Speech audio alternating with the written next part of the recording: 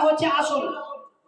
শোনো শোনো নারী বলে শোনো না,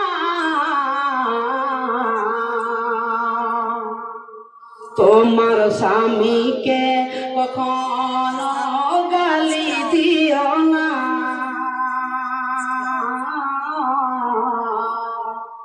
তোমার স্বামীকে কখনো দুঃখ দিও না। যে স্ত্রী ভালো হবে ওই স্ত্রীকে কখনো দুঃখ দিবে না। এই যে ঈদের বাজার করতে যদি স্ত্রী লাগে, ঈদের বাজার যদি না হয় তাহলে দেখবেন স্ত্রীর রাগ খাওয়া যাবে না।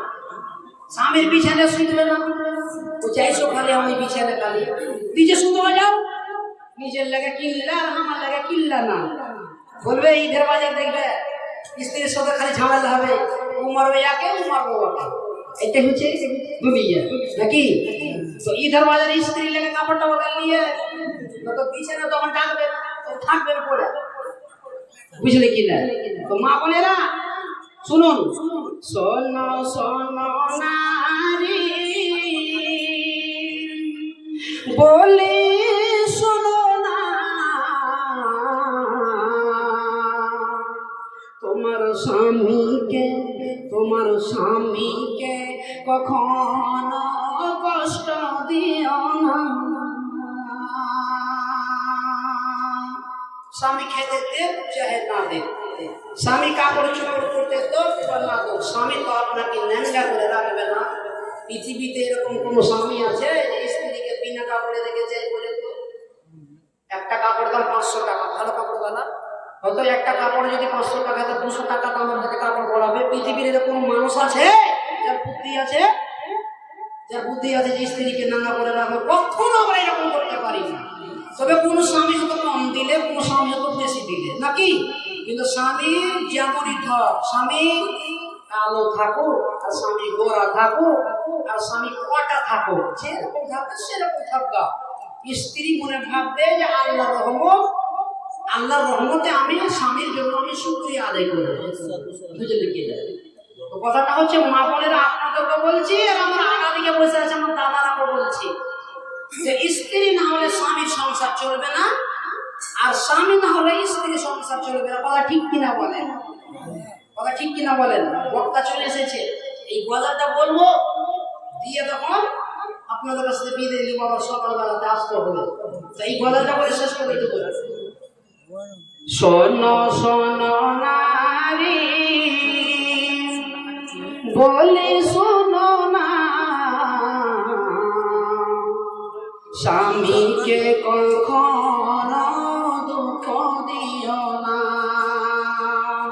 স্বামীর সেবা করে যে নারী জান, আল্লাহ তাআলা তার প্রতি হয় দয়াবান।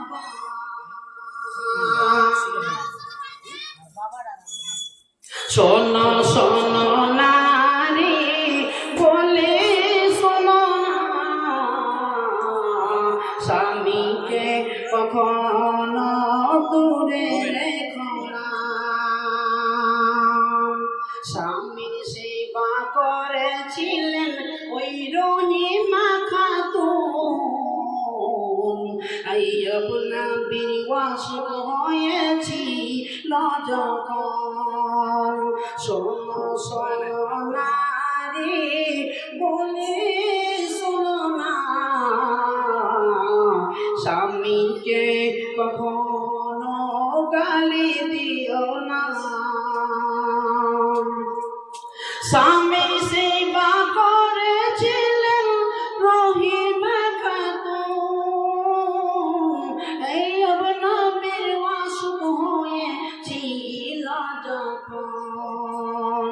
শোনো শোনো নারী, শোনো শোনো নারী বলি শোনো না, স্বামীকে কখনো দূরে রেখো না। স্বামীকে কখনো দূরে রেখো না। যাই হোক, একটা বলেন। মৌলানা সাহেবকে ডাকাডাকি করছে, দাদা বাড়ি যাবে।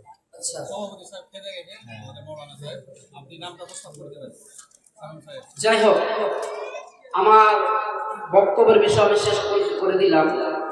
তবে আপনারা অনেক